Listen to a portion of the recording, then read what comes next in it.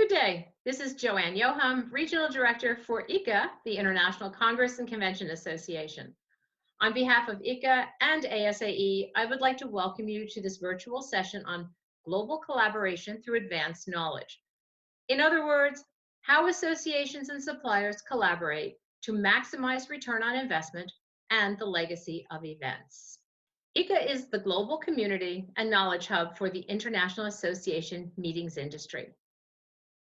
We are proud to have specific sectors for each major area of the meetings industry: destination marketing, venues, meetings management, meeting support, and transport. Most recently, associations have been able to join the ICCA Association community, and you will hear more about this exciting addition to our association later in the presentation. Today's webinar should encourage positive efforts to be implemented in your future programs. On March 25th, ICCA will present a webinar related to our global challenges, and we invite you to attend. But today is for inspiration and future planning. Again, my name is Joanne Yoham, and together with my colleague Senya Pola, we will be today's moderators. We encourage you all to participate and join the conversation. Interact with the other attendees in the chat located at the bottom of the Zoom window. You can also submit questions to the presenters at any time using the Q&A box at the bottom of the Zoom window as well. We are recording this broadcast today and we'll be adding the full video to the ICCA website to view on demand or share with your colleagues within the next 48 hours. When we originally opened registration for a face-to-face event with ASAE in Washington, D.C., no one could have predicted the world situation we are now confronted with.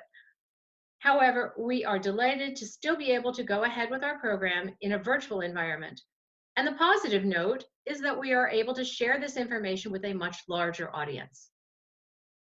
If nothing else, this situation has taught us two important things. First, that the world of meetings has transformed forever, and new technologies and formats have to be adapted quickly, and they are here to stay. And secondly, it drove home how important collaboration and communication is at all times. Today's webinar is all about creating meaningful partnerships and sharing extensive information between partners to create better experiences for delegates. As mentioned, we are collaborating with ASAE, and before we proceed with Senya's introduction of our program and our panelists, I would like to introduce Greta Kotler from ASAE to say a few words of welcome. Greta, over to you. I think it works. Good morning, everyone, or good afternoon, good evening, and greetings to all of you. On behalf of the International Associations Advisory Council of ASAE and ASAE as a whole, I would like to thank you for joining us. This is very exciting. We've gone from brunch, a small brunch, medium-sized brunch, to a large webinar, and I think there are attendees from around the world. So we are delighted to be collaborating with ICCA on this webinar and on other programming. ICCA and ASA have worked together on programs around the world, and we value the opportunity always to dialogue, to share information, to learn from each other from different points of view. And we also have really enjoyed and valued the opportunity to attend each other's conferences and congresses and learn from each other's members as well. And as many of you know, ASA is a membership organization, individual membership organization with over 44,000 individual members from 50 countries around the world. We have two offices in addition to our office in the US. We have two offices around the world and in the Asia Pacific region, one in China and one in Korea. And we also work with many advisory councils. We have the Asia Pacific Advisory Council, and we may have a representative from that on the call. And we work with many other advisory councils from around the world, exchanging information, developing programs, and learning from each other. We also work with IMEX, not this year, but IMEX Frankfurt and IMEX America to do afternoon on association programming. The International Associations Advisory Council of ASAE supports its association executives whose roles include working internationally, as well as the growing international community of association executives, and we support association management around the world. So we welcome any council members to the meeting, and I'm sure you'll be speaking up later. So again, thank you for participating. I look forward to this new format for participating, not so new, but newish, and the opportunity to meet with all of you. And now another good friend from ICCA, Senya Poda. I'd like to introduce her, and she will take over and continue the meeting. Thank you so much. Thank you, Greta, for your very warm words of welcome, and we are delighted to be partnering with ASAE on today's webinar. I would like to use this opportunity to remind all of us of the importance of associations, which we have just included as of January in the ICCA global community. Every subject has an association connected to it, and every association is delivering progress and driving progress for humankind by spreading knowledge, furthering expertise, finding solutions, and raising awareness. However, we all know how busy lives are, and all associations are trying to recruit new members, keeping them engaged, retain them, deliver services, and meetings are just one part of their day-to-day lives. And they, to be very frank, are just a money-making, profit-making machine to get the association to live another day.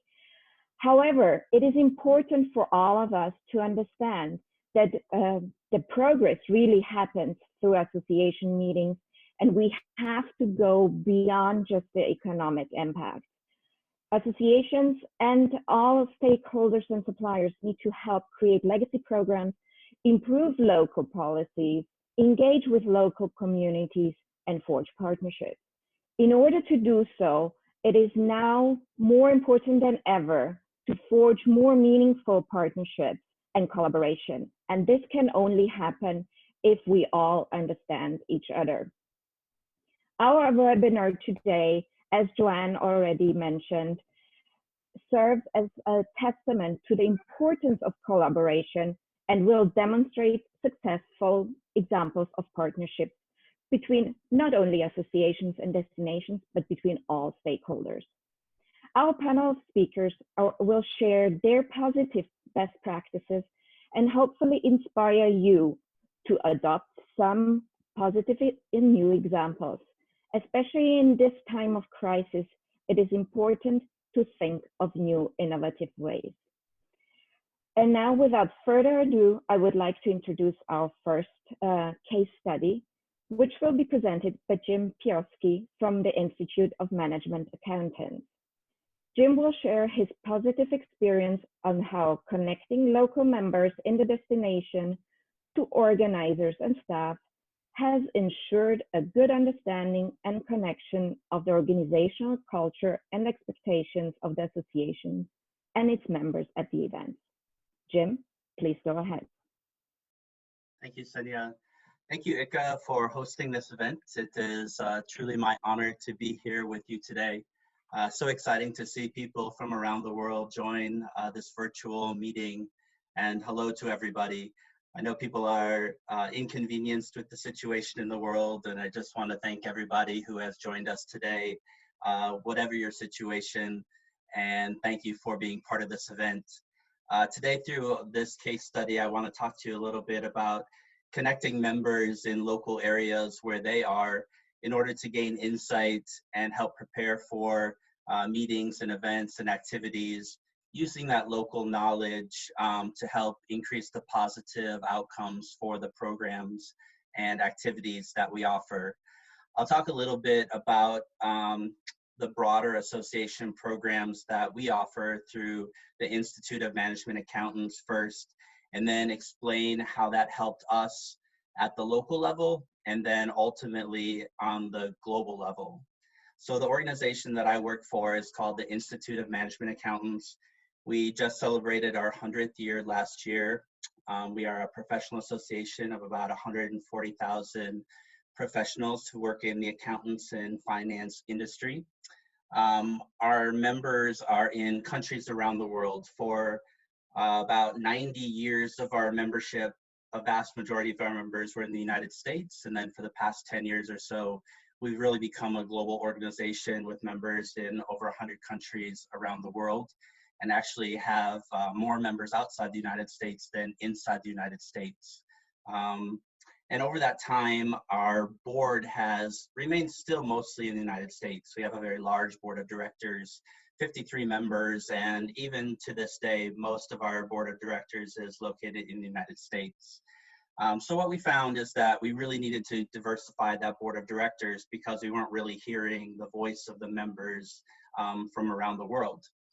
We have a certification program called CMA, Certified Management Accountant, and that really focuses on finance and accounting principles, budgeting, forecasting, risk management, business continuity plans, everything that happens within that CFO team, but also operations and control inside of the organization.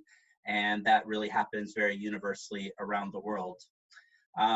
As I said, we have a large board of directors, and we were really trying to find a way to diversify that team. And so the case study that we're looking at today is one that we really wanted to find a way to bring more people onto the board of directors and find a way to find that global voice. And so what we did is within one of our 4 standing committees, the member relations team, we created an international advisory task force that we had a lot of people from outside the United States that would apply to our board of directors, but they were not able to attend the 3 meetings in person each year due to travel constraints or money constraints for reimbursement.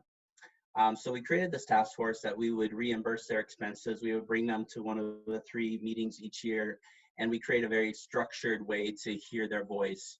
Often they were people that were active in a local community, and so we brought them into our meetings, and we found that their voices really needed to be heard. And so we created that structured way that they could participate in committee meetings. They could actually participate in the board of directors. They often were younger than a lot of the other board members, and they were good talent. They were revitalizing the discussions. They found new ways that we should do business, and they would go back home and they would do a lot more to help us out. And so this task force really was a very positive thing. So we started that 3 years ago, and we've continued that process moving forward at one of our board meetings. As it turns out, that was a really great process for us. Some results of that task force, we could hear the needs and the wants of the members, and that combined with our member survey really allowed us to make some big changes for the organization. After that time, several of those people have now become actual members of our board of directors. Those people have gone back and become chapter leaders in different countries. They have served as speakers, they have served as chapter presidents, and they continue to make a bigger impact. They change the way that we do events in our local communities. And the biggest change is that that advisory task force has actually now replaced our member relations committee on our board of directors. We've done away with the old way that we heard the voice of the members, and we replaced it with this task force. And so we've decided that the permanent way that we will hear from members is that we will use this task force. At IMA, we break up our regions into 5 different regions around the world. So the Americas, Europe, Middle East, Africa, Asia Pacific, and Southeast Asia. And so we'll have representations from all parts of the world that make up this task force, and they will come in. And so the way that we go about connecting members and making sure that we hear from the local destinations is by having appropriate representation. And this committee, this task force has now become a permanent part of our organization, and we will continue to hear this voice in a very permanent way.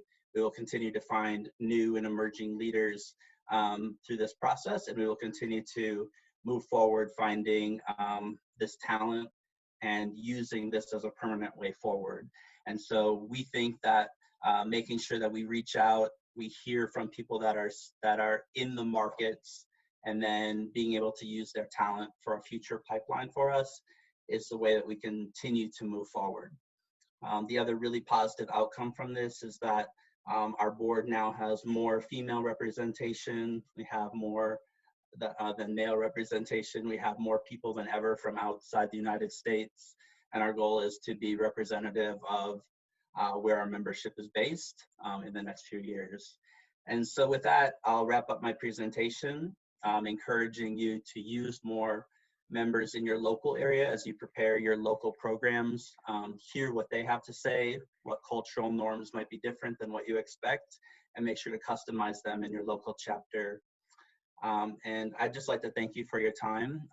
Senya, if there are any questions, I'd be happy to answer them at this time as well. So thank you. Jim, there are no questions at the moment in the Q&A box. However, I just wanted to use this opportunity and ask you, your new business strategy has helped you reshape the way the association does business, obviously. Has that also increased the collaboration with the specific local destinations and increased attendance figures? Could you just elaborate a little bit more on that part? It definitely has. So we have a lot of events that we do around the world, and this new strategy has enabled us to replicate and yet customize those events. So in the past, we've done events like a women's accounting leadership series or a student leadership event, and they mostly have been done in the United States because that's where our events team or our business development teams are located. Now we can take the same formula of how we do those events in the United States, but we can replicate those in Europe or in China, and a future of finance event, for example. We've been able to replicate those events, which allow us to get the word out and touch a lot of other lives. And so it's been a wonderful opportunity to do that. It almost makes them turnkey, and yet we can customize them. So now we've done events all over Europe, all over the Middle East, all over China, and we can often get many more people involved in other countries. So it's been a phenomenal practice for us, and one that definitely has changed our organization for the better. Great, thank you, Jim. We also got in the meantime another question from Peter Engels. How did you concretely go about convincing your board that the association needed some fresh input? Yeah, I think it's a difficult process, and at the same time, we're reducing the size of our board, and that took a lot of work because a lot of people came up through the organization and thought it was their time to be able to be on the board. So we actually found 2 outside consultant organizations that talked about the ideal size of the board. So it took a lot of long soul searching and discussions to be able to get through that process. I think when China became our largest membership base by far, and then India became our 3rd largest market, you could look around the room and they knew that we had competent staff, but you knew that we were dealing with a different market that behaved very differently than our organization was. And our US market is starting to reach retirement age. And I think that people understood that we weren't going to be able to lead the organization from a strategic point of view if we didn't have more people that understood us as a market. So helping the board to understand that we were a business that needed to be able to change, to be able to compete as we move forward. We're in a good position as a fairly large organization, but we always benchmarked ourselves to competitors that are bigger than us. And so we kept a business-minded focus while still understanding our mission as an organization. Really helped us a lot. And so we continue to focus on that. We treat ourselves as though we need to compete in this marketplace, and made sure that our board kept focused on what our strategic plan is 5 years down the road.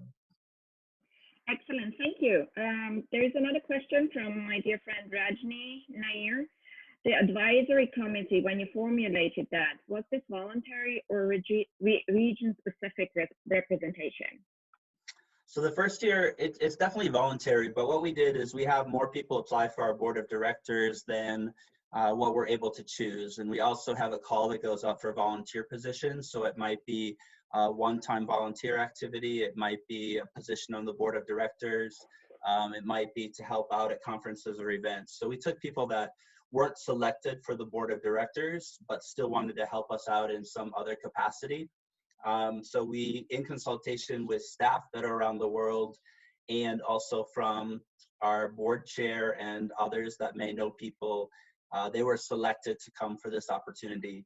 And we've continued to use that process. Anybody who has interaction with volunteers or members are encouraged to submit names of people who they think might be able to provide insight. So everything's, they're volunteers, they're members, but they're reimbursed to be part of this experience to, so that there aren't boundaries or limitations on who may be able to give that input. So we added that into our budget to pay for those individuals to come to the event. It could also be done virtually, as we're learning most things can be done virtually. There's some nicer part to the face-to-face, but I think you could set up an event like this as well and still get good input. Brenda Yanis is asking, what are the main topics this task force talk when they reunite with your board? Yeah, so the first year we had them meet with our strategic planning committee, and they talked about the member survey overall. So they went into some very detailed issues around the results from the member survey, from the question about dues, if dues are too high, to what value they get out of the organization, to retention issues. Some might be around the strategic plan and where we see they'll be in the future. Now we keep them with the member relations committee, and so it might be around if we should continue the same plan around certification programs. It might be around education requirements. It might be around what ethics mean to different people. And now it will get into some different issues too around the education topics or what is on our exam. It can be around almost anything. For us, it's boiled back down to what our members saying and how do we keep current for what the future is for the organization. We didn't need them to be involved so much in what are the topics for our education committee, because we have good staff that work on that. They're welcome to provide that insight and information. We didn't really need them to work on the website content details. So I think that varies by organization what you might need them in.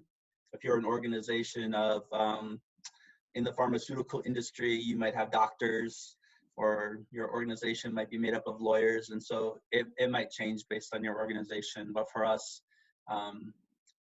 it was better to think about some parts of either the exam or some structure of the organization where it might be different in other countries or we don't have the expertise. Jim, this is Joanne.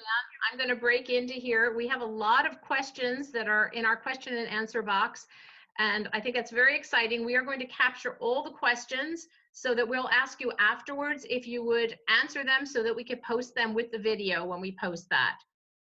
Sure, Just for the sake of time, we're going to go on to our next presenter, and I'm very happy to introduce Tara Miller from Destination DC, and she will explain how they assisted the American Institute of Aeronautics and Astronautics, which is AAIA, to promote Public Day at the 70th International Astronautical Congress in order to locally increase participation and support public school and STEM programs. Tara, if you would continue, be very excited. Thank you. Thank you, Joanne, and greetings to my ICCA colleagues and family. As Joanne mentioned, Destination DC is the destination marketing organization for Washington, DC. And today I want to share how a client shared more information with us, which allowed us to help them maximize their impact and deliver on their goals of, in this case, the International Astronautical Congress. The destination marketing organizations and my colleagues that are participating today, many of you probably communicate out a resume of sorts for incoming citywide conventions or congresses. Destination DC does that, and that's an example you're seeing here. The International Astronautical Congress was one of those. And so above and beyond communicating the general logistics of where people will be, the timing for it, we went a step further to help promote their public day. And the International Astronautical Congress was hosted by the American Institute of Aeronautics and Astronautics. And one of their main missions was to inspire the future of space. They wanted to generate interest from future generations and have a greater impact of global collaboration in the space and aerospace community. And so the public day was one of the ways that they were able to engage broader audiences, especially the future. And so this is just a sample of how Destination DC pushed out on various social media outlets their public day to attract more participation throughout the region. Of course, this was open to everybody, so it could be families, but a lot of the target was on STEM schools and middle school students. And so we helped connect locally within the Washington, D.C. and Capital Region to those STEM schools. And of course, some of Washington and Destination DC social media outlets are for Washington, DC in general. And so visitors and families could also participate. The outcomes were going into their Congress. They had about 5,500 or so registrations, and by the end of that week, we had a total of 6,856 participants, so about a 1,200 person increase of on-site registrations. There were over 300 middle school students that participated. I cannot take credit for the AIAA's programming, in that, you know, the public day included everything from NASA astronauts, engineers, filmmakers, historians, Orion, Blue Origin, the lunar lander were all there, Neil Armstrong's spacesuit. So it was really engaging. They had a section for female space role models. So they, of course, delivered an amazing program, and we were able to partner with them to make sure they got the exposure for this. There were over 150 exhibits and interactive elements and experiences for people to partake in. 150 global media, which we helped some outreach for that storytelling as well. And so, you know, more than just the economic impact that we talk about for events and congresses in our cities, Destination DC really wanted to rally behind the mission of inspiring that next big leap, especially in space. And so we were so honored to be able to partner with the American Institute of Aeronautics and Astronautics to deliver on and promote the public day of the International Astronautical Congress. Joanne, I'll turn it back over to you if are any questions. At the moment, I don't see questions, and I think we have a bit of a time lag for people to write in, because I know that afterwards we end up with about 10 or 20 questions here in our inbox. So just a question from me, was this the springboard for any other programs that you held in DC? Are you using this as a model? I think that going into any kind of Congress or citywide convention, our destination services or convention services team does do a huddle of sorts with the client to really tune in on what is one of their biggest goals or desired outcomes they have. And we want to partner with them on that element. And so I think just, you know, being able to do that for the International Astronautical Congress and partner in a different way than sometimes is the norm for a CVB or a DMO. I think it shaped our internal staff's perspective to be able to see that larger impact, and obviously created motivation for them to approach our services that way. Great ideas. I do have one question here, which is from Jane, and she asked, if the public day was free? The public day was free, yes. So it was the last day of the Congress. So it was a full week Congress, and the public day was on the Friday. Very good. And I have one more question from Jessica. And she asked, how do you prepare or predict such a large number of registrations? The AIAA, as the host organization, they really felt confident. Their goal was 6,500 total attendees. And so going into it, they felt confident that they were going to achieve that. And I think it was from some of the conversations that they had with schools and middle schools who were committing. So they had a sense of about 300 students would be coming. And then I think that broader public reach with the destination promotion, they were estimating, you know, a maximum of 1,000 additions. So I think it was just targeting those maximums and planning for it, and then obviously hoping that that was what happened, and it did in this case. Very good. Here is one more important question. What was the feedback from the participants? I think what we heard, mostly we were most interested in the school students, obviously with that future focus mindset. And I think what we heard from a lot of the STEM programs, and it was mostly middle school students, is that they were seeing the real life examples in such a vast scenario of what these STEM programs and areas, whether it's science, technology, engineering, mathematics, can deliver. And so not just, you know, the spacecraft, but the engineering behind it, and, you know, the female role models. And so I think just the whole acumen of the space, aerospace field and the vastness of it, I think that that really inspired the students, and they were just, you know, blown away to be able to see it firsthand, touch, talk, and I think that that really motivated them to see that these mathematical equations that they're learning and practicing can have a larger impact than just the memorization of how to do it. Very good. And I have one last question at the moment, and that is, can you map the financial impact that the event had on Washington, D.C.? We do. So we utilize the event impact calculator for all of our large conventions or congresses that come into the city. So those input figures are what is part of that calculator, the normal things like guest rooms and kind of revenue focused items. And so that's what we communicate out to stakeholders about the economic impact of events, and obviously tax implications for our city and government stakeholders. But I think this was an example of something that is what we've been trying to garner support within our city, is the event legacy component, and really partnering with our clients and the associations to deliver that legacy of events. And so I think this was a great visible way to obviously highlight the economic impact, but start shaping the story about the legacy impact as well. Great. Thank Tara, you, Tara. thank you so much.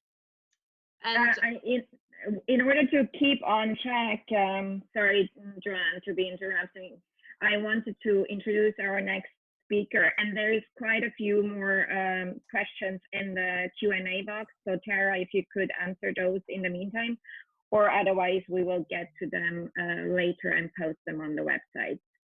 Our next speaker is Bridget Chisholm from the International Leadership Association, and she will address the carbon footprint of events and the importance of an impact of pre-event communique. When talking to Bridget ahead of time, she mentioned that more and more delegates and potential new members demand that their association take into consideration the indelible carbon footprint of events. Bridget, the floor is yours. Thank you, Cynthia, and thank you all for being here. I wish each of you good health and patience during this unprecedented time. Thank you to ICCA and ASAE for making this event possible and for all they do to support and improve the global association community. My topic is the carbon footprint of events and the importance and impact of pre-event communique in decreasing the size of that footprint. More and more delegates and potential new members are demanding their association take into consideration the indelible carbon footprint of events. We all know this. We're all dealing with it. It's a challenge. It's also an invitation for impactful change. I want to take you back briefly to 2005. Yes, 15 years ago, my first experience at planning a Congress Center event. It was the Virginia Beach Convention Center. An environmental education organization had just hired me, and they were contracted to hold their 2007 Congress there 2 years later. And it would be the convention center's inaugural year. I was passionate about sustainability. I'd come from a background of organizing Earth Day festivals in Richmond, Virginia, and Earth Day concerts at Foxborough Stadium throughout the early 90s. So I began my work on this 2007 conference in 2005, 2 years prior, by asking the DoubleTree Hotel if they would not wash the towels or sheets for the 4 days that we would be there. And they were shocked. I said, it's not possible. I suggested they take it to corporate, and they did. After several meetings over several months, it was green lighted. And we all know where we are today with this practice. I asked the convention center to recycle all things recyclable. They said it's not possible. The city doesn't recycle. So I asked if they were recycling centers in the nearby counties or communities. And they said, well, yeah, there are. So I was like, okay, let's get a company. I'll reach out to them. We'll see if they'll pick up at the center and take it away. Those are just 2 examples of pre-planning, creative thinking. I'm sure all of you do this already in your associations. So fast forward 15 years, here we are as an industry with great strides, but much work yet to do.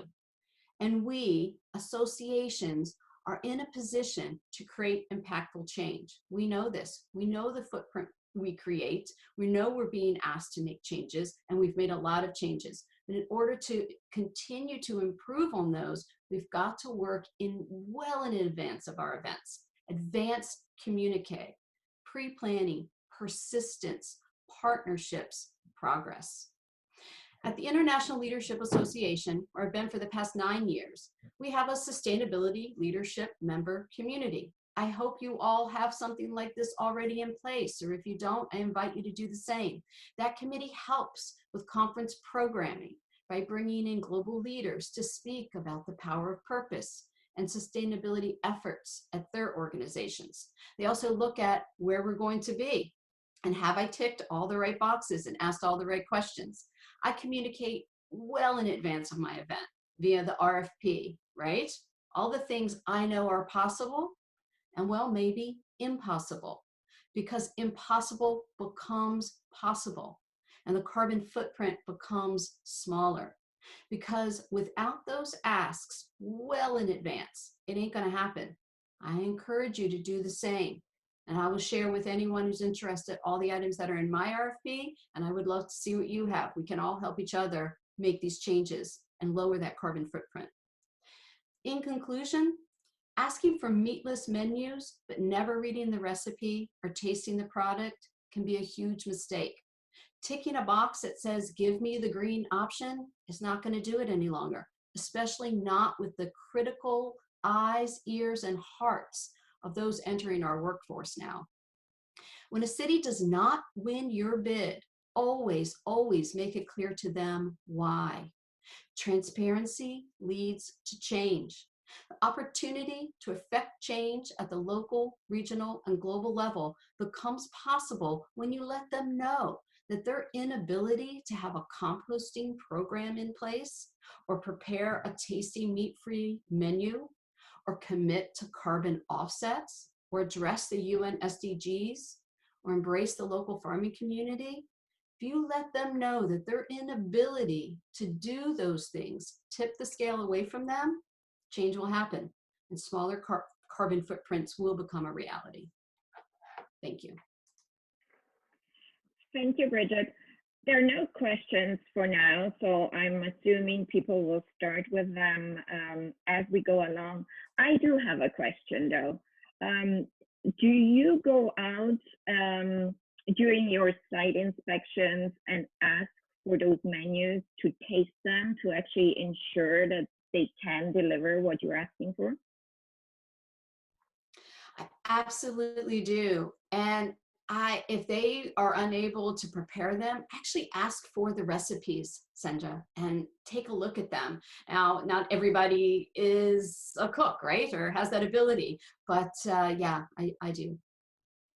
And have you been able to measure the progress throughout the years since you have put in place those strict requirements you have? Well, we've measured the progress and increased commitment by our members to be on the sustainability member community within that community, the numbers have increased there. Now, is that because of the things that we've done or because they're more passionate about it, right? That's hard to say. But I will say that, you know, I have seen changes. I've been in this business a while now, and I know me and other colleagues of mine across the globe have been asking for these things, like rail transport from the airport to downtown. Look what Denver put in place. Look what communities, convention centers and cities across the globe are doing. Look at what you guys are doing, you know, with your UN SDGs that you're addressing. So can I personally measure the impact, and do I have something to show? I only know what I see going on globally and within our community, and we see attention to it, and we see the things we're asking for being implemented. Thank you, Bridget. Juan Jose is asking, do you know any example of sustainability management plan in convention centers? Do I know of what? Sorry. Of an example of sustainability management plans in convention centers. Oh, absolutely. And you can ask them for their corporate social responsibility plans, and you can critique them and hold them to the fire on it, right? If they say they're composting, are they composting front of house and back of house? So do I know of any? Yes, I asked for them. For every convention center that puts a bid in for our congresses, we want to see your corporate social responsibility plan. Yes. And being mindful of the time, I'll only take one more question. Namely, are we looking at more regional meetings to reduce carbon footprint? Does that affect attendance, meeting fatigue? You know, I think that I can't speak, right, for the entire global industry. I would open this up to all the associations on this call, right? How are you addressing this? We are personally having more regional meetings, but it's not because of the carbon footprint. It's because we're trying to grow our membership across the globe. So we're adding regional events across the world. But what we're doing for our annual global event, when we have people flying in from 80 countries, is making sure that carbon offsets are in place, that we're providing opportunities for streaming if they can't make it to the conference, so things of that nature. But will associations adopt regional events over global events to deal with carbon footprints? We may see that. I believe that's possible. Thank you, Bridget. There are quite a few more questions in the Q&A box addressed to you, so if you could respond to those. I will hand over to Joanne to introduce our next speaker. Thanks again, Senya. I'm just going to throw out a very important statement that I'd like everyone to think about for a moment, and that is perception is not necessarily always reality. And I think this is something that we always know. Let me repeat that. Perception is not necessarily always reality. And Patrick Paget with the Hawaii Visitors and Convention Bureau would now like to address some solutions for increasing participations for all attendees, including students. And he wants to capitalize on local support and unrecognized services which help facilitate conferences in Hawaii. Patrick, welcome, and please go ahead. Thank you very much, Joanne. Aloha and mahalo for your time. We realize you may be quite busy with the current COVID-19 pandemic. Please know our hearts go out to everyone directly and indirectly affected by this global event. A perception which Hawaii has to address from time to time are concerns about affordability and the potential impact to attendee participation for citywide conferences. This past October in 2019, SACNAS, which is the Society for Advancement of Chicanos, Hispanics, and Native Americans in Science, held their conference. During the bid proposal phase of our negotiations, SACNAS raised concerns about costs and the potential impact to their attendees, in particular, their student attendees. In Honolulu, there are over 30,000 hotel rooms, of which we have the ability to secure between 4,000 and 6,000 hotel rooms for citywide conferences. We were able to secure rates with our partner hotels in keeping with the expectations of SACNAS. The range was between $190 and $275 US, very similar to what US mainland destinations can offer. We were also able to gain support from the University of Hawaii to help coordinate this conference. The Hawaii Visitors and Convention Bureau offers the services of a very well organized LELE program. This program enlists the support of local business community leaders known as LELE, in other words, ambassadors. These people have ties to professional organizations both in-state and abroad. The program director will seek the support of an appropriate ambassador to help facilitate a local organizing committee and as such help coordinate a successful conference. The end result for this conference was a 23% increase in attendance, or 5,100 attendees, of which 34% were undergraduate students and 16% graduate students. We also wanted to address any concerns about airfares to Hawaii. The amount of available air seats to Hawaii continues to increase year over year. In 2019, Southwest Airlines started flying from San Diego, San Jose, Sacramento, and Oakland, California to Hawaii.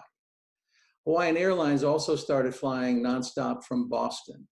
In fact, Hawaiian flies also from Kennedy Airport and consistently offers round-trip airfares of $650 US. Hawaii now has 20 nonstops from the United States, mainland, Canada, and various Asia-Pacific basin countries such as Japan and Australia. Again, mahalo for your time. Happy to address any questions you may have. Thanks, Patrick. As always, I'm waiting for questions. Could you just go into a little more on the students, since that is really always one of our big issues, and just give a few more points of how you help them specifically? Sure. In regards to the number of hotels in Honolulu, there are such a range of anywhere between 2 to 4-star hotels. And so we were able to secure very competitive rates from a few hotels that could offer up to 400 rooms on peak during this time frame. And students tend to share. So we were also able to provide a significant amount of rooms with 2 beds for 2 students to be able to share accommodations. Transportation is not an issue relative to getting to the conference center. Matter of fact, one of our hotels, which is a 1,000-room hotel, which is situated within a 5-minute walk, and another hotel, which has over 3,000 hotel rooms, is situated within a 10 to 15-minute walk from the center. So this gave us the ability to be able to address concerns relative to transportation to and from the center, as well as the number of rooms required, if you will, or asked of us to provide for students in particular. Great. I do have one more question, and it does address the student population again. The question is, was the increase in student attendance mostly domestic from Hawaii, or were they international delegates? It was a combination of everything, actually. Because of our situation geographically located in the Central Pacific, we were able to pull student participation from Australia, New Zealand, Japan, South Korea, Canada, and the US mainland, as well as some Europeans. Wonderful. Thank you, Patrick. Very insightful, and I think that everyone can get a lot out of your example.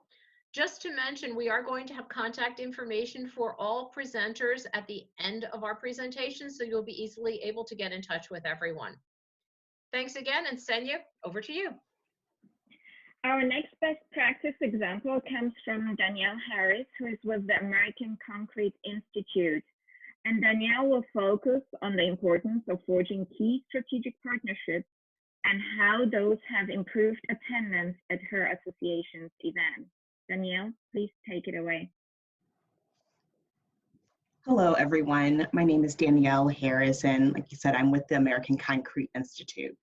The American Concrete Institute has a membership of about 30 30,000 members across 100 countries. And the main population of our members are civil engineers. We have researchers that study concrete as well as academics. And then we have contractors who are responsible for making sure that the concrete is placed and are on actual construction sites. So just a little bit of background history. In 2019, ACI opened up our first regional office outside of the United States, which is a very big deal.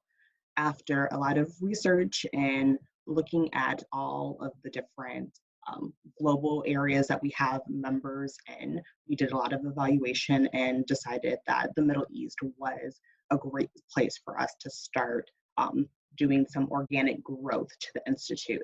In the past, all of our growth has been organic in our 100+ year history, but it's never been strategic. So it's time we wanted to take strategic steps to make sure that we were growing our membership in a way that was actually helpful to the Institute and gave a great diversity of thought and practices, because the way that concrete is poured in the US is different than any other parts of the world, just because of ingredients that are there, weather, implementations, a whole variety of things. So we wanted to make sure that we were reaching out to people in a way that made the most sense. So as we were getting together and talking about how we wanted to strategically grow our audience abroad, one of the things that we did was come up with a marketing plan that had 3 basic steps to it. First was a research aspect to it. Then we wanted to raise awareness of the Institute. We wanted to promote engagement. And of course, at the end, we wanted to, of course, make sure that our financials represented the investment that we were putting. So as part of our engagement and awareness aspect of our marketing plan, we wanted to replicate an event that we hold in North America twice a year, our signature concrete convention. With the concrete convention, we bring our members together and they do the core work of the Institute. Like I said, it's primarily hosted in North America, and it makes it very difficult for our members that are outside of North America to come twice a year to this event. So we figured that this would be a great way to engage. Not that we could completely replicate the entire event, but we could do something that at least gave people a little bit more engagement with the Institute.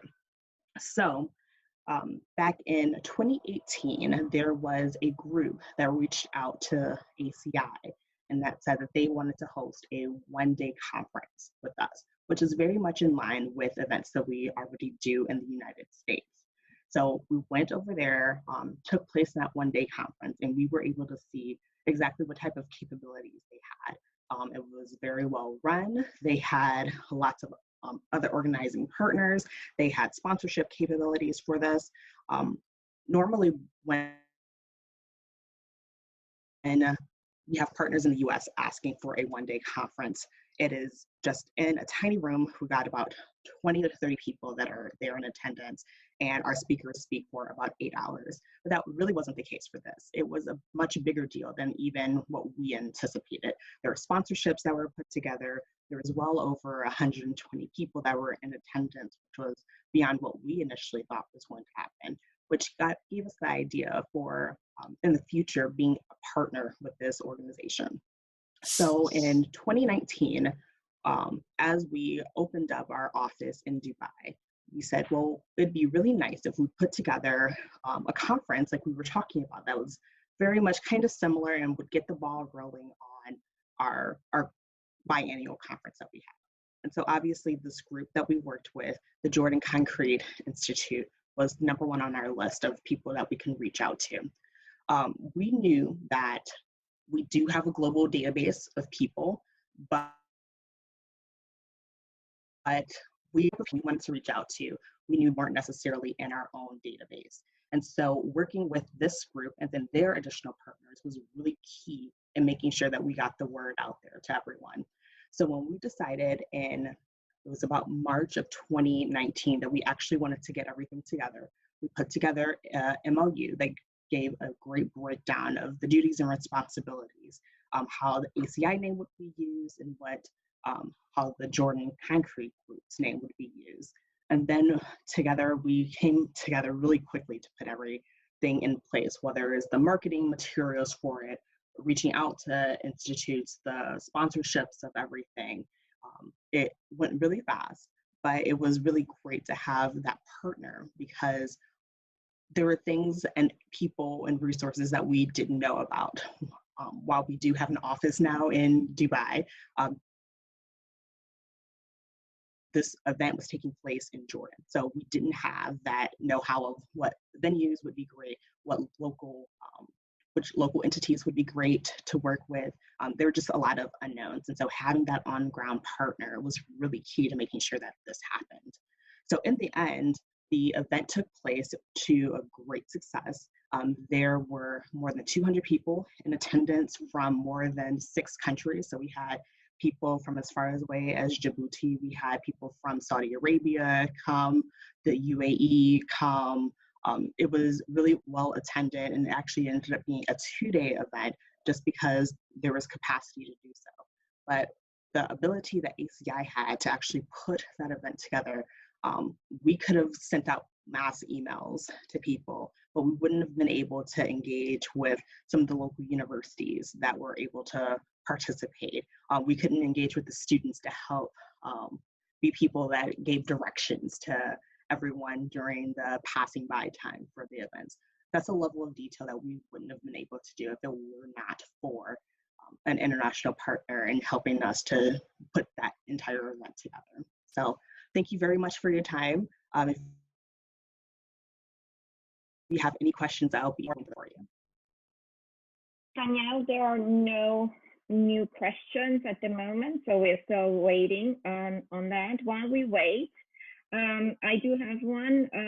Are you now continuing with growing, following those footsteps and creating more events with local partners in different areas?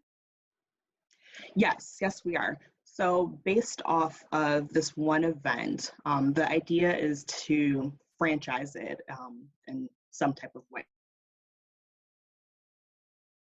So in 2019, it was in Amman, Jordan. And so the thought and idea is that in 2020, considering things that go on, our hope is to have an event at the end of 2020 in Dubai. And following a similar model of finding a local partner that has the means to promote, find venues, things of that nature, and that it would move around from strategic partner to strategic partner in a way that makes sense. So yes, that is something that we're planning to do in the future, more of them on an annual basis. But that's going to be highly dependent on our ability to find partners that have that strategic capability. And how instrumental is your Dubai office in finding local strategic partners? Right. So honestly, the person that we have, so it's a one-person show that is running our Dubai office. And actually came from our Jordan partner that we had there. So he actually has a lot of contacts in Jordan, but not only that, by virtue of the previous job that he has a lot of connections with people throughout the concrete industry. And in the concrete world, specifically in the Middle East, the ACI brand is very strong. And so there are a lot of people that are willing to work with our organization. And so our Middle East regional director has been very instrumental in evaluating the capabilities of each of the organizations, what staff do they have, what history they have of events in the past, and how we might be able to work together in the future. So he's been very instrumental in part of the evaluation process of each of these partners. Thanks, Danielle. Syrian is wondering, what were your organization's measurable goals in Jordan? So one of them were financial. The key thing we wanted to do is we wanted to make sure that we didn't lose any money doing. Our MOU was drafted in such a way so that the financial risk and reward were split up in a desirable way for each group. The partner on the ground, it was in their best interest to find sponsors to make sure that everything was covered from the location aspect to the IT aspects. And then we wanted to make sure we were providing the technical experts for this event. And so we wanted to make sure that we could send everyone to Amman, Jordan. There were about 7 people that we sent over. We wanted to make sure that we sent them over, we're able to house them, feed them. And so we didn't want to lose money on that aspect. So that was one thing. We also had an attendance aspect that we wanted to meet, and we far exceeded that. I believe we were anticipating about 150, and there were over 200 people that were in attendance for that. And then a media pickup coverage of that, and that also was well exceeded. So those were a few of the measurables that we had, and we exceeded everything that we had. Excellent, thank you. We do have another question here, and I'm going to wrap up with that one. Juan Jose was wondering what your strategy is for the future. Are you also considering Latin America to host any of your future events? Sorry, can you repeat that? Would you consider also Latin America?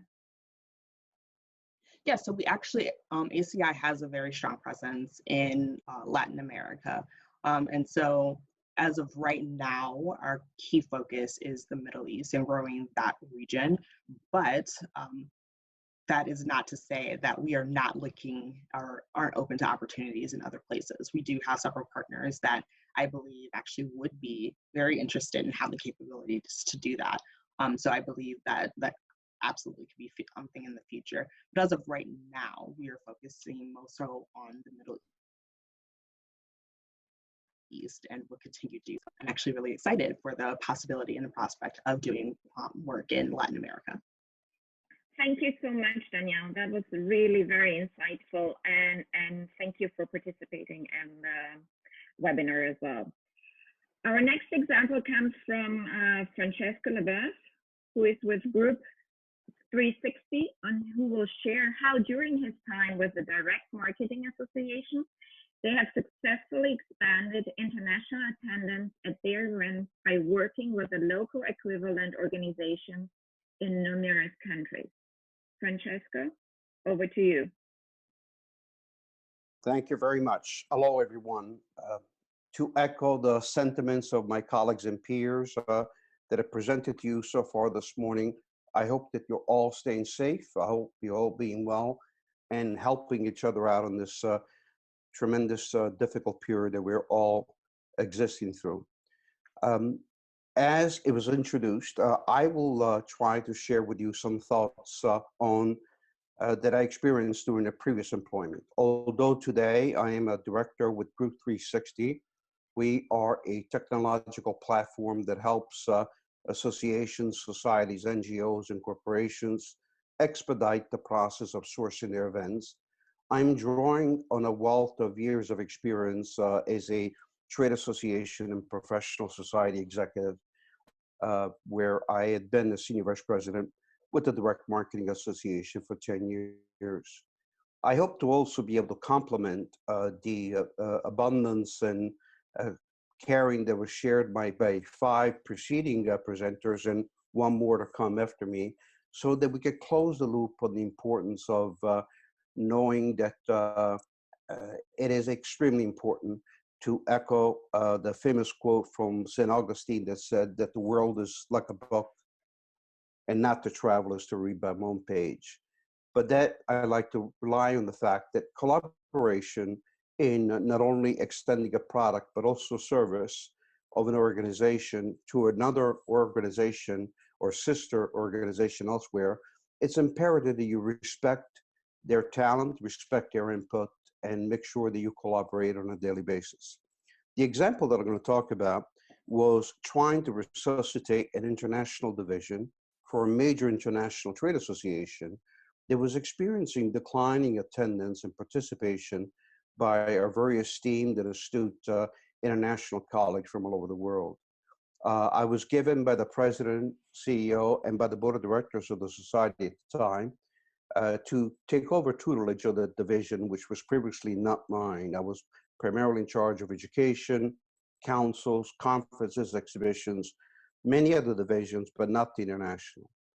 I felt immediately that I needed to hold an informal focus group with my counterparts throughout the world, and I mean throughout the world, all continents, so that I could ascertain from them why was there such a overwhelming amount of declining not only membership, but more importantly, participation in our programs, which we felt were state of the art.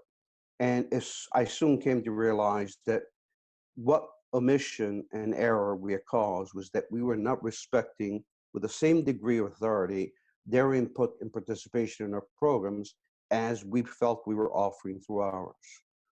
Because of the limited time, I'm not going to be able to go through the multitude of intricacies that we analyzed, studied, researched, and implemented, but I do want to jump ahead to what led to the successful outcome, and that was that we had to needly say, check our ego, park our arrogance, and make sure that we were collaborating on a daily and consistent basis with the input that we're receiving from all of our segments throughout the world. By doing so, I was able to solicit input not only on content and programming, but more importantly, what their were specific needs from a didactic standpoint that they felt were necessary on a daily basis for them to gain. International Trade Association with thousands of members and participants from all over, we were able to quickly resuscitate the importance of the international meeting based on 4 key points. One was respecting everyone's input. And to paraphrase from the famous old quote from Dale Carnegie, that the best way to make a friend and to keep one and to influence other people is to make sure that you're soliciting their input, that you know that you're respecting their opinion, and to show with caring and concern that their input and their knowledge is equally as important as what you can share with them. The second point was that making sure that our programs and our activities were not held on our soil, but they were held on their soil, so that we were showing truly that we were believing in the message we were trying to convey. The third was to make sure that the content itself was reflective of circumstances and interests that were contemporary to our international members. And the fourth and final one is to follow up. By that I mean, whatever was discussed and whatever networking opportunities and whatever didactic opportunities developed because of holding our international event, and I'll disclose in a second where it was held, that we were indeed creating a continuous dialogue that persisted throughout and afterwards, so that in turn we were able to not only stop the emerging of the decline of attendance and membership, but also grow it.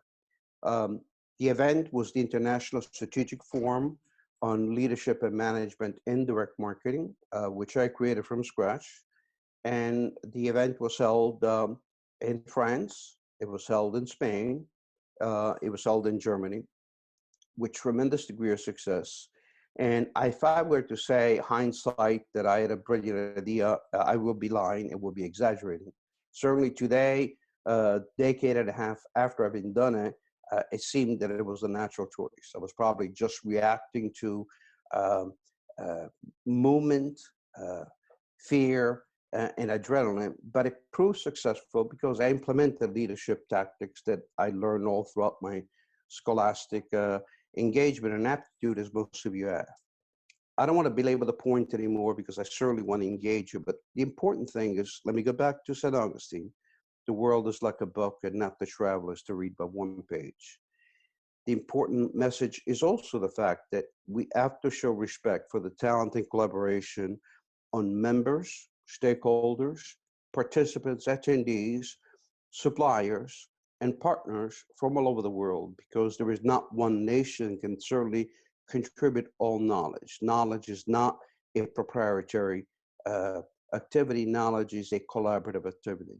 Some of my preceding presenters have spoken about transparency, the importance of collaboration, the importance of making sure that you can bring a new idea to the forefront, and we can only doing so by collaborating and really, really believing that others have as much input as we do.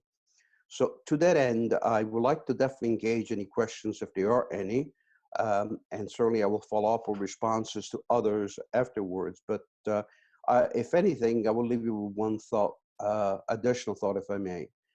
I've had the luxury of working on all 4 segments of the 150 or so participants that I see listed today. I have held events in 3 continents, and I hope to do more in the remaining ones.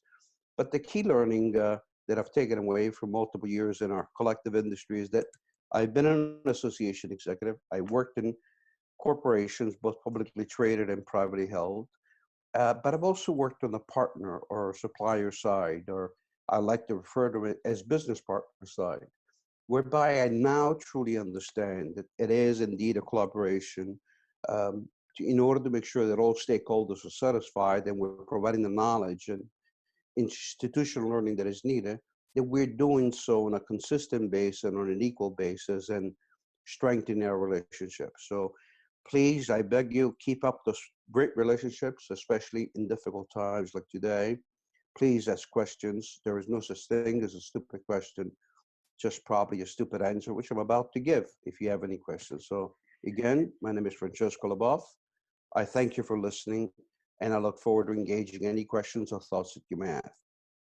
Thank you, Francesco. That was very inspirational and really drives home the theme of today's webinar, which people may think, why are we talking about collaboration and positive examples?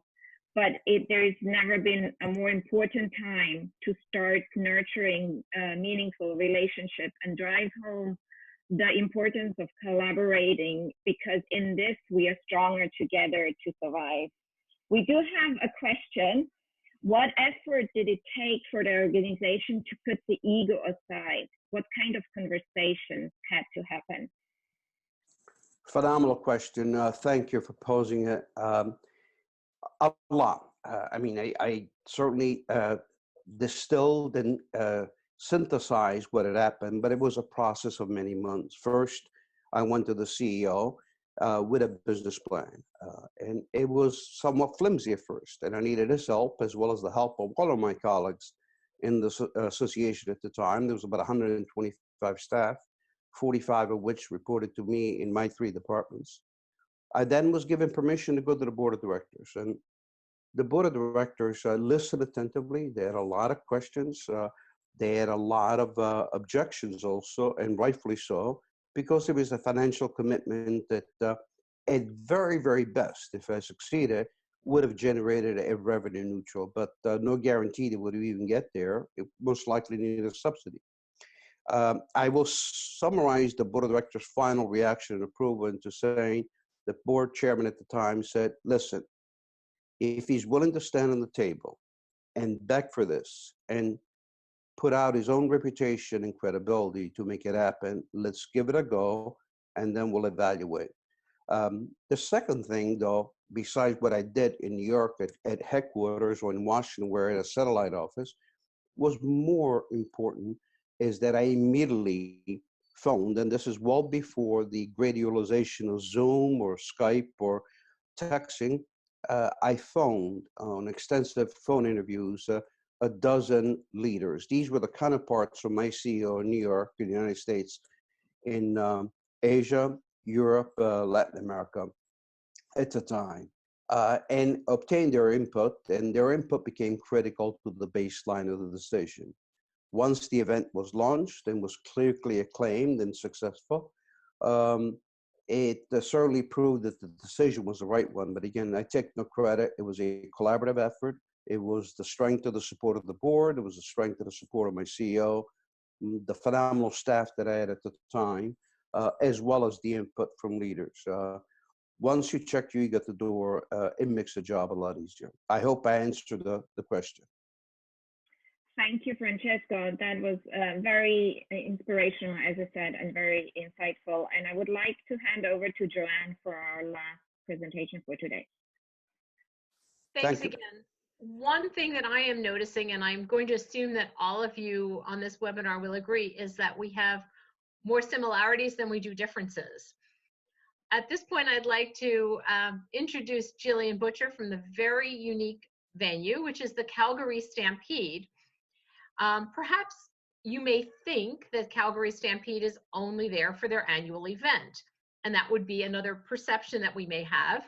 But Jillian will actually show you that this venue can exceed all expectations and really present an exceptional and authentic experience with a modern twist all year round. So Jillian, I'm very excited to hear your presentation, and if you would go on, thank you. Thank you, Joanne, and good morning. My name is Jillian Butcher. I represent the Business Events International Development Team at the BMO Convention Centre, located on Stampede Park in Calgary, Alberta, Canada. Thank you all for joining us today. First of all, I want to extend positive thoughts and wishes for a swift end to COVID-19 that has gripped our world. As well, on behalf of the business professionals here in Calgary, I want to say we are thinking and praying for the health of our industry colleagues and their loved ones globally. Hopefully today's conversation will distract our minds briefly before going back to much more serious issues. Let me set the stage for my presentation today.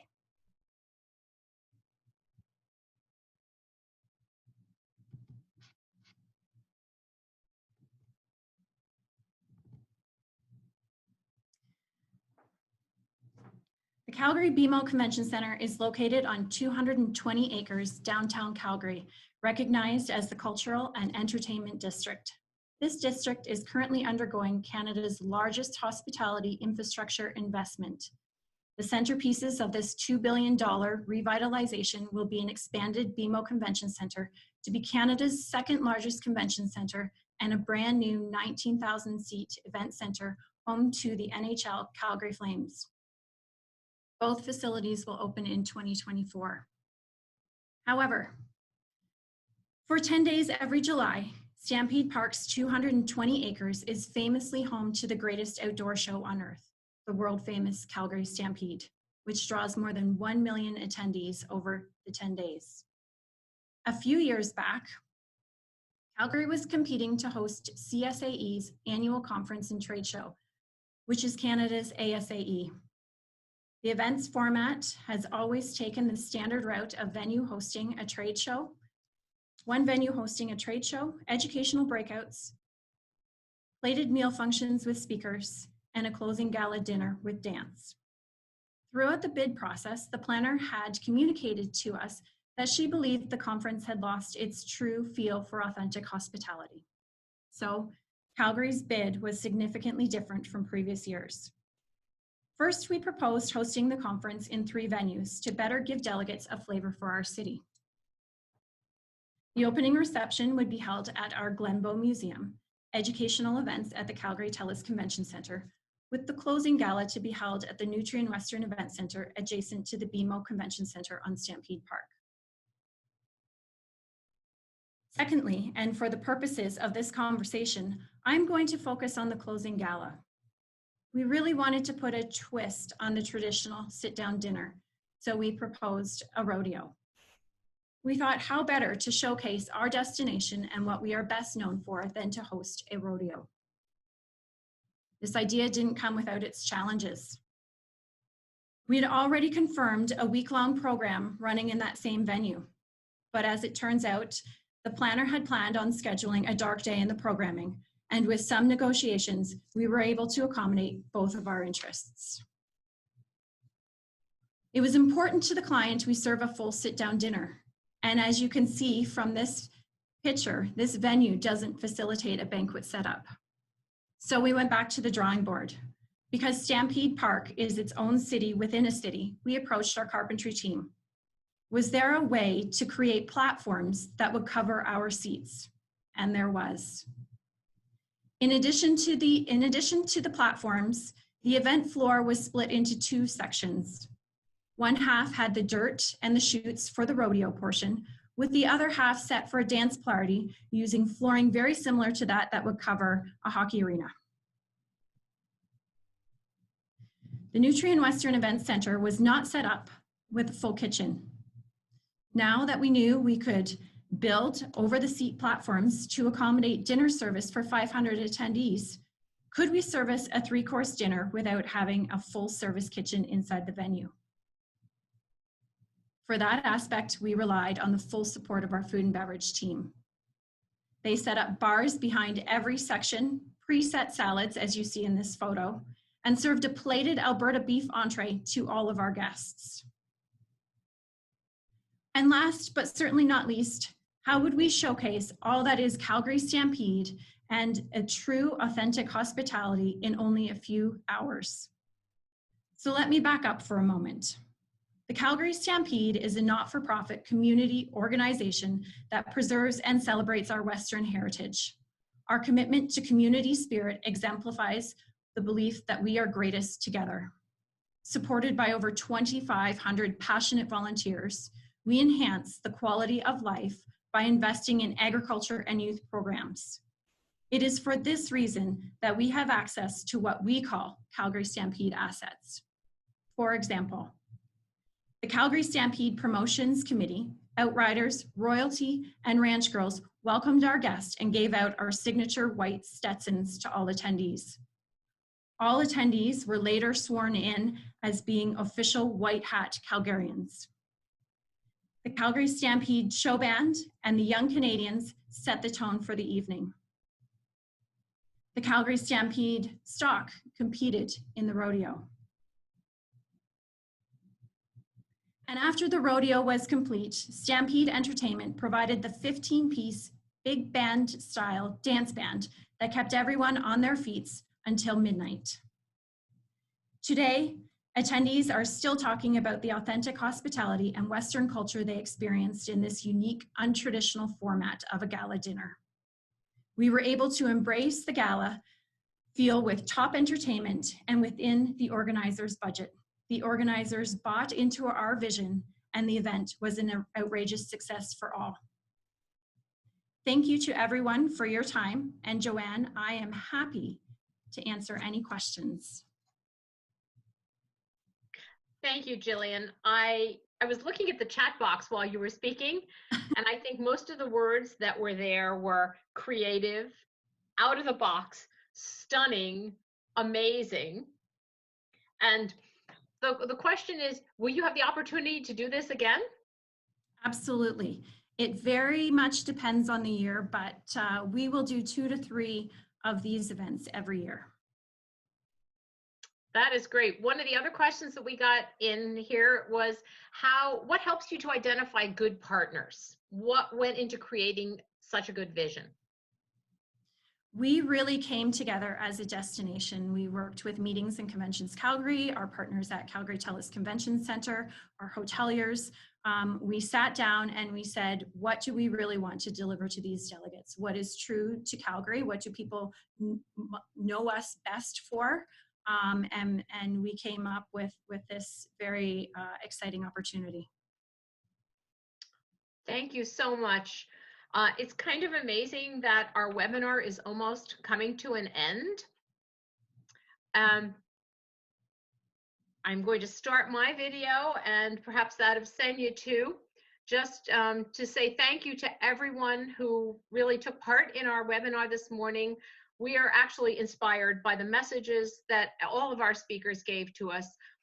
Greta, thank you for the collaboration with ASAE. That is extremely valuable to us. And I would look forward to many future other opportunities to collaborate. I would like to say a big thank you to my colleagues in Amsterdam who really helped us put this presentation together and answered all of our questions both day and night at all different times. So that was really a very important thing for all of us. To our panelists, wonderful messages. We hope to do more things in the future so that we can all work together because as we know it takes a village. And to all of you who are on this webinar today, thank you for being part of our village. Senya, would you like to add some thoughts? Yes, I would just like to reiterate what you have just said and what was also mentioned in the chat box. And we are delighted that our audience has also understood our positive message and that everybody embraced our theme for today, that collaboration, transparency, and openness will help us through these difficult times. I've watched a video of the Joint Meetings Industry Council a few days ago, and their clear message was association meetings will help recover economically every country and the human society. And I would like to encourage everybody to keep engaged, keep collaborating. I would like to thank all our panelists. And I would also like to refer you to more information available on the ICCA and ASAE websites, as you can see, as well as on the website linked to this, where you will be able to find the recording. Thank you very much to everybody for participating.